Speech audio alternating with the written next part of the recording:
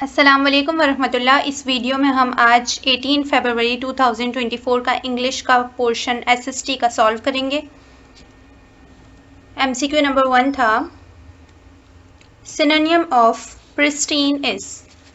Pristine एक adjective है जिसका मतलब होता है जो डिस्क्राइब करता है something is in its original form, means untouched और अनस्पॉइल्ड, जो बिल्कुल चीज़ इतनी साफ़ हो कि वो ना टच हुई हो या वो ख़राब, अगर खाने की कोई चीज़ है वो ख़राब ना हुई हो, बिल्कुल सही हालत में हो। ऑप्शन ए डर्टी, ख़राब।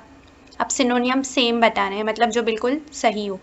ऑप्शन बी प्योर, प्योर बिल्कुल ऐसी चीज़ होती है जो अनस्पॉइल्ड होती है और अनटच्ड होती है और ओरिजिनल फॉर्म में होती है।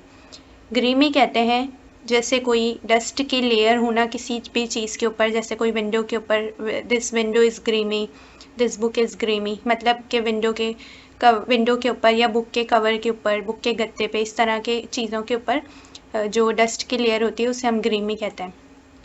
ऑप्शन डी चार्मिंग, चार्मिंग कोई अच्छी चीज़, साफ चीज़ तो होना लेकिन वो अट्रैक्टिव होना। तो the right answer is option B pure होना, क्योंकि प्रिस्टीन का मतलब भी यही होता है कि अनटच्ड, अनस्पॉइल्ड और pure. The next MCQ is which of the following is correctly spelled. Dysfunction correctly spelled है। ऑप्शन बी है डेविनेशन, डिविनेशन यहाँ लिखा हुआ है लेकिन the right spelling is DIVINATION, devination is the right spelling.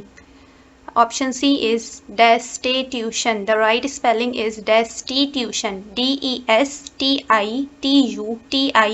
Destitution. And the D option was diversion. DIVURIRSION. But the right spelling is DIVERSION. Diversion. So in this MCQ, as per options, the right answer is option A. The next MCQ of today's SST paper was choose correct meaning of idiom phrase over egg the pudding. Pudding, over egg the pudding एक idiom है जिसका मतलब होता है कि egg ज़्यादा cooked, या मतलब इसको ऐसे हम ले सकते हैं कि over egg the pudding, pudding के अंदर इतने ज़्यादा एग्स डालना अच्छा टेस्ट बनाने के लिए। लेकिन एक्चुअल में क्या होगा कि अगर पुडिंग में हम ज़्यादा एग्स डालेंगे तो उसका टेक्सचर ख़राब हो जाएगा और उसका टेस्ट ख़राब हो जाएगा। तो हर चीज़ एक लिमिट में अच्छी लगती है और हर चीज़ एक लिमिट में होती है। तो ओवर एग द पुडिंग का मतलब है कि कोई भी चीज़ ओवर होना, ओवर डन और ओवर। तो option A add unnecessary details to make something seem better और वर्स। ऑप्शन ए इसी को बता रहा है कि कोई भी इतनी अननेसेसरी डिटेल्स किसी भी चीज़ में डाल देना उसको अच्छा बनाने के लिए, या लेकिन वो बुरा हो जाता है। Option B fill the pudding excessively with egg, egg को एक्सेसिव पुडिंग डालना, लेकिन हमें तो उसकी मीनिंग बतानी थी। Option C add more pudding than eggs. Option D honest opinion, लेकिन option A over egg the pudding का सही जो मीनिंग बनती है वो add unnecessary details to make something seem better और वर्स। इसको पुडिंग के एग्जाम्पल से बनाया गया है। The right answer is option A कि पुडिंग में इतने ज़्यादा एग होना कि उसका टेक्सचर ही ख़राब हो जाए। Next question was choose correct meaning of idiom phrase ruffle somebody's feather. Ruffle का मतलब होता है डिस्टर्ब, टू डिस्टर्ब समवन या टू डिस्टर्ब, और फीदर पर मतलब ये परिंदों से बनाया गया है इसको कि परिंदों के जब हम पर को छेड़ेंगे तो वो डिस्टर्ब होंगे। तो रफल टू डिस्टर्ब और इरिटेट समवन, यहाँ पे फीदर से सिंबलाइज किया गया है पर्सनल के इमोशनल स्टेट को, और इस फ्रेज की मीनिंग निकलती है कि to disturb irritate someone when, और इसको हम अब इसमें सेंटेंस में इस तरह से ले सकते हैं कि when you ruffle somebody's feathers you are causing them to feel irritated.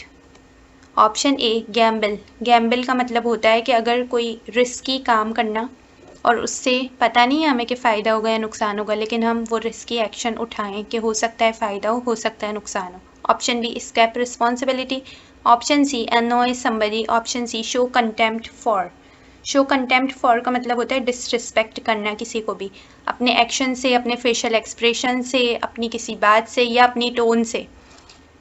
Disrespect करना सामने वाले को या उसे समझ में आ जाए कि हम उसे डिसरिस्पेक्ट कर रहे हैं, तो शो कंटेम्प्ट फॉर का मतलब ये होता है। But ruffle somebody's feather, actual में डिस्टर्ब करना समवन या इरिटेट करना उसको। तो the right answer is option C, annoy somebody. The next MCQ was one word substitution that which can be drunk. Option A edible, edible होता है। Which can be drunk का मतलब होता है कि कोई भी चीज़ जो हम इजीली सेफली होती है पीने के लिए, ड्रंक लिखा हुआ है तो मतलब पीने के लिए। एडिबल होता है सेफ होती है वो चीज़ और रिकमेंडेड भी होती है कि हम वो चीज़ खा सकते हैं, पी सकते हैं। लेकिन एडिबल मोस्टली हम यूज़ करते हैं खाने की चीज़ के लिए। मतलब एग्जाम्पल होगी जैसे हम बोलते हैं कि फूड इज़ एडिबल, मतलब ये फूड खाने के लायक है या हम इसे खा सकते हैं सेफली, ख़राब नहीं है। तो एडिबल मोस्टली खाने के लिए यूज़ होता है, बट यहाँ पे ड्रंक बोला था। पैलेटेबल है, पैलेटेबल होता है इंजॉयबल या कोई चीज़ ऐसी जो हम जिसे इंजॉय कर रहे हो, टेस्टफुल हो, उसके लिए हम यूज़ करते हैं पैलेटेबल। सेटिस्फाइंग हो, जैसे अगर कोई चीज़ हमने खाई, अब वो खाई तो है लेकिन उसका टेस्ट भी इतना अच्छा है, सेटिस्फाइंग है वो हमारे लिए, तो हम कहेंगे कि फूड इज़ पैलेटेबल, मतलब वो टेस्ट में भी अच्छा था, वो खाने में भी अच्छा था। या कोई बात के लिए भी हम पैलेटेबल यूज़ कर सकते हैं, जैसे हम किसी चीज़ को डिस्कस कर रहे हैं, फॉर एग्जांपल हम किसी बिज़नेस को डिस्कस कर रहे हैं और उसमें कोई बात बिज़नेस की प्रॉफिट की करता है, तो हमें वो चीज़ अच्छी लग रही होती है, तो हम वहाँ पर भी बोल सकते हैं दैट डिस्कशन वॉज पैलेटेबल।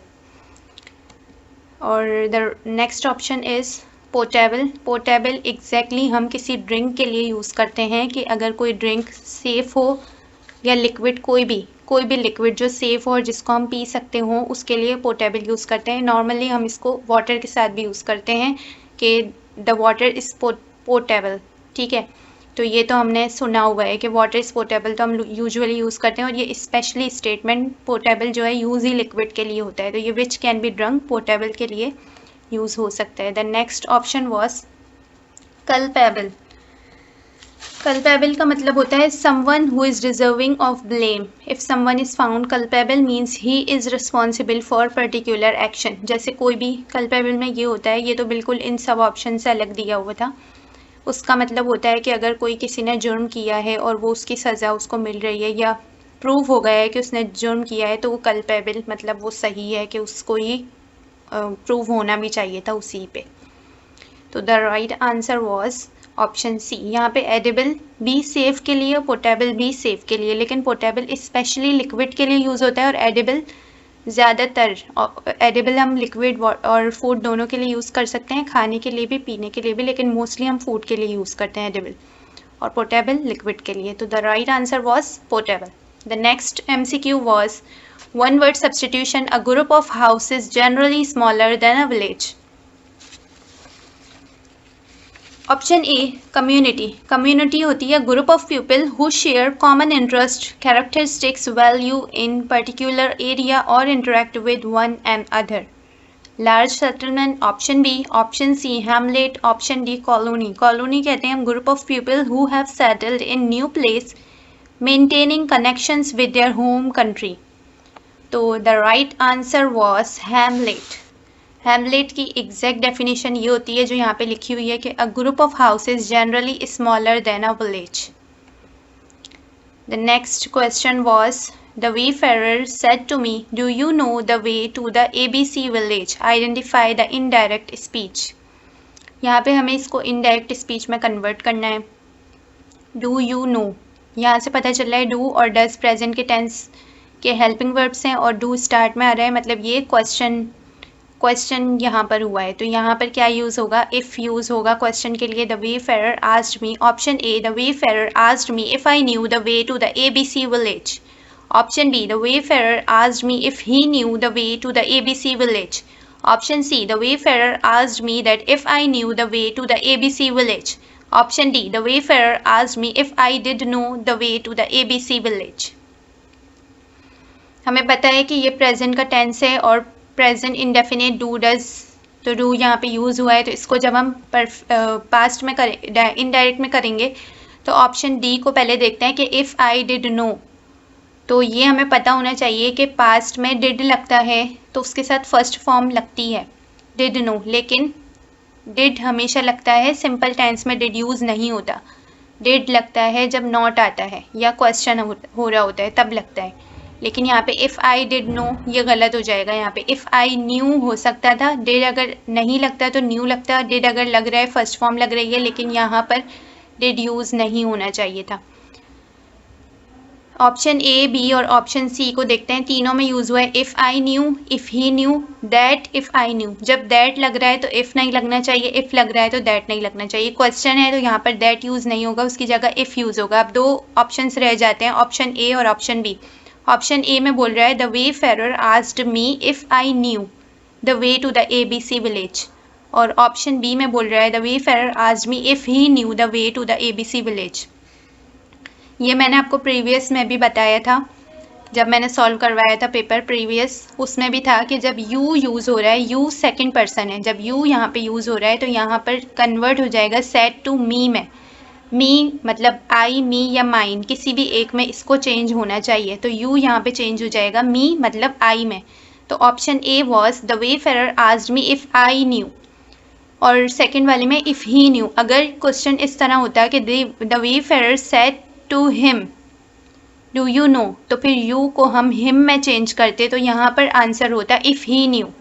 लेकिन यहाँ पर क्योंकि फर्स्ट पर्सन दिया हुआ है, मी दिया हुआ है, तो फर्स्ट पर्सन में ही चेंज होगा यू, इफ़ आई न्यू। इसको हम द वे फेरर के हिसाब से ही में चेंज नहीं करेंगे, सेड टू के बाद जो लगा हुआ होता है हमें उसमें चेंज करना होता है। तो यहाँ पे मी फर्स्ट पर्सन लगा हुआ है तो हमें फर्स्ट पर्सन में ही चेंज करना है। The wayfarer asked me if I knew the way to the ABC village. The right answer was option A. The next MCQ is, the spectators applauded the young athlete saying that he had broken all previous records. Identify the direct speech. Had, have, has, ये भी मैंने कल भी आपको last वाले में भी paper में आपको बताए थे कि इसका क्या रूल होता है सॉल्व करने का। Option A, the spectators exclaimed to the young athlete, "You have broken all records." Option B, the spectators said to the young athlete, "You broke all records." Option C, the spectators said to the young athlete, "You had broken all records." Option D, the spectators said to the young athlete, "Bravo, you have broken all records."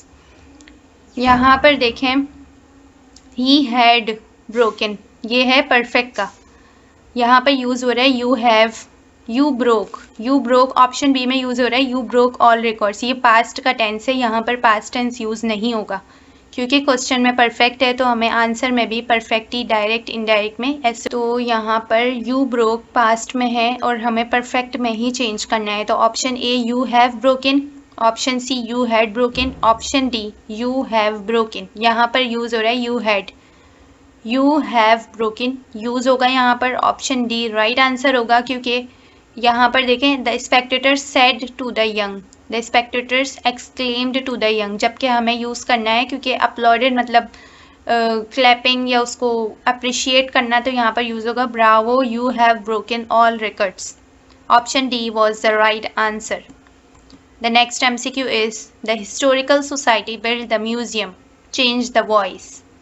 इसको भी मैंने आपको पहले videos में बताया हुआ है कि इसको कैसे सॉल्व करते हैं। Option A, the museum was build by the historical society. Option B, the museum was being build by the historical society. Option C, the museum has been built by the historical society. Option D, the museum is built by the historical society. यहाँ पर active में है, पहले हमें इसको tense check करना होगा कि किस टेंस में क्वेश्चन दिया हुआ है। The historical society built, BUILT, built second form है, और सेकेंड फॉर्म जब सिंपल में यूज़ हो रही है तो ये मतलब सिंपल टेंस है, past simple, past indefinite tense का ये क्वेश्चन दिया हुआ है इसमें। अब जब हम इसको चेंज करेंगे तो इसमें कौन से वाले टेंस में हमें चेंज करना चाहिए, वॉज वर जिसमें आ रहे होते हैं। अगर यहाँ पर बिल्ड होता यूज़, BUILD बिल्ड यूज़ हो रहा होता, मतलब फर्स्ट प्रेजेंट टेंस होता, प्रेजेंट इंडेफिनिट टेंस होता है, तो हम इसको चेंज करते जब पैसिव में तो इस MR वाले में जाते। लेकिन यहाँ पे बिल्ड है, पास का है, तो हमें किस में जाना है, वॉज वर वाले में जाना है। अब हम इसमें देखेंगे ऑप्शंस में कि कौन से ऑप्शन है जिसके अंदर वॉज या वर यूज़ हो रहा है। तो ऑप्शन ए है the museum was, option B है the museum was, option C है द म्यूजियम हैज़, तो इसको तो कट कर देंगे, हैज़ तो यूज़ होगा ही नहीं। ऑप्शन डी है द म्यूजियम इज़, अगर ऊपर जिन स्टूडेंट्स ने बिल्ट को फर्स्ट फॉर्म समझा होगा वो इस पे लगा के आ गए होंगे और वो बिल्कुल गलत ऑप्शन है, क्योंकि बिल्ट सेकंड फॉर्म है। हमें यूज़ यहाँ पे बिल्ड अगर होता BUILD, D फॉर डॉग, तो फिर हम ऑप्शन डी पे जाते, लेकिन अभी यहाँ पर क्या है, बिल्ट। बिल्ट सेकंड फॉर्म है, तो हमें ए या बी ऑप्शन की तरफ जाना चाहिए। अब ए है वॉज और बी है वॉज बीइंग। अगर ऊपर वॉज होता यूज़, वॉज ऊपर यूज़ होता एक्टिव में, तो हम पैसिव में करते वक्त वॉज बीइंग लगाते, लेकिन ऊपर तो ऐसा कुछ यूज़ ही नहीं हुआ, ऊपर वॉज यूज़ हो ही नहीं रहा जो हम वॉज बीइंग की तरफ जाएं, तो बिल्कुल डायरेक्ट ही ए ही ऑप्शन में इन्होंने बता दिया था कि वॉज यूज़ हो जाएगा यहाँ पे। Option A was the right answer. The museum was built by the historical society, क्योंकि ऊपर पास्ट में है टेंस और पास्ट इंडेफिनिट में है, तो यहाँ वॉज वर्ब वाला टेंस यूज़ होता है। The next MCQ is, if you are finding value in today's content, don't forget to give it a thumbs up. The next MCQ is, every disaster affected victim has been compensated by the government. Change the voice. ये दिया हुआ है option A, ये passive में दिया हुआ है, हमें इसको एक्टिव में कन्वर्ट करना है। The government has compensated every disaster affected victim. Option B, the government had compensated every disaster affected victim. Option C, the government has been compensating every disaster affected victim. Option D, the government has been compensated every disaster affected victim.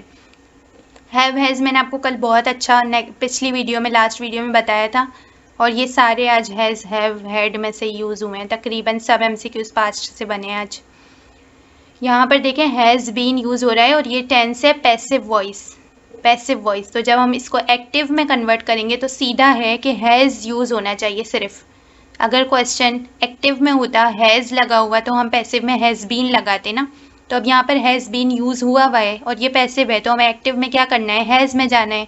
तो the government has, option B में क्या है, the government had, गलत है। Option C में has been तो question में पहले ही दिया हुआ है, तो ये भी गलत है। और option D had, have been भी नहीं होगा। द गवर्नमेंट हैव बीन यहाँ पे यूज़ हो रहा है, तो ये गलत है। तो the right answer is, the government has compensated every disaster affected victim. ये बिल्कुल बिल्कुल ईजी क्वेश्चन था। The right answer is option A. Thank you for watching, like, share and subscribe.